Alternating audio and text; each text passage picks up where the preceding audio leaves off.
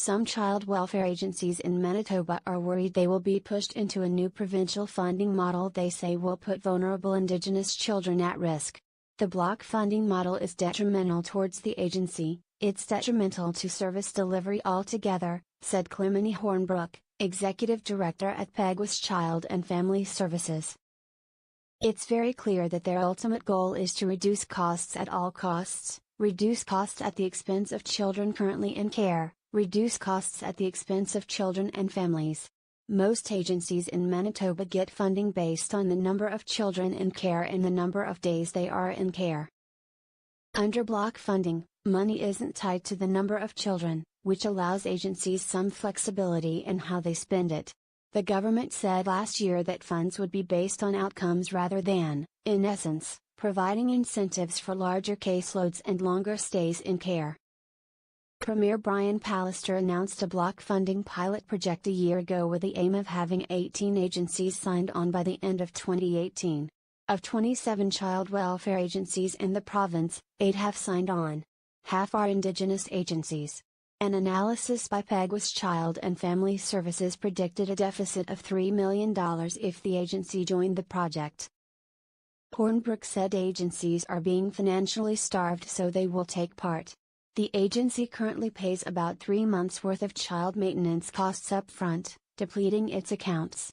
Hornbrook said the previous NDP government would advance 80% of those costs, but that was changed under the Progressive Conservatives. Now, she said, the agency's bank accounts can sit virtually empty for months. They are playing with the most vulnerable people's lives. Manitoba has the highest per capita rate of children in care in Canada and apprehends about 1 newborn a day. As of March 31, there were more than 10,300 kids in care, almost 90% Indigenous. Families Minister Heather Stephenson said the block funding model is working and some agencies have been able to reallocate money to prevention and reduce the number of kids in care.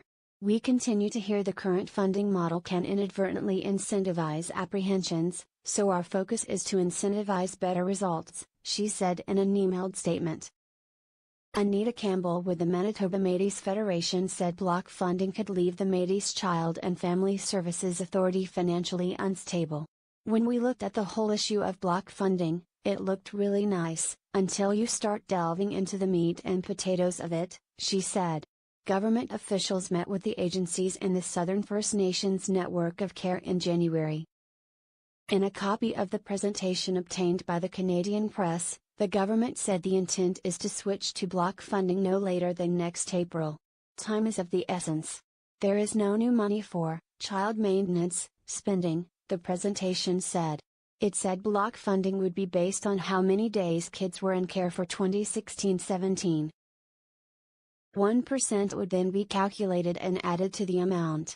Stella Bone, Executive Director of West Region Child and Family Services, said after the meeting that her agency did a thorough analysis and found it would be left in a deficit. West Region was under a block funding project overseen by the federal government from 1991 until 2011, which Bone said worked well. But Manitoba's block funding plans would leave the agency without enough cash to support children already in care, let alone enough left over to support families and prevent apprehension, Bone said. She said the funding doesn't consider significant increases in child maintenance costs or in the number of days kids are spending in care over the last decade. The model also assumes agencies will save money by reducing the number of kids in care, Bone added. Our agency's philosophy has always been to not take children into care unless absolutely necessary, and therefore we do not have children in care that can be returned home to parents.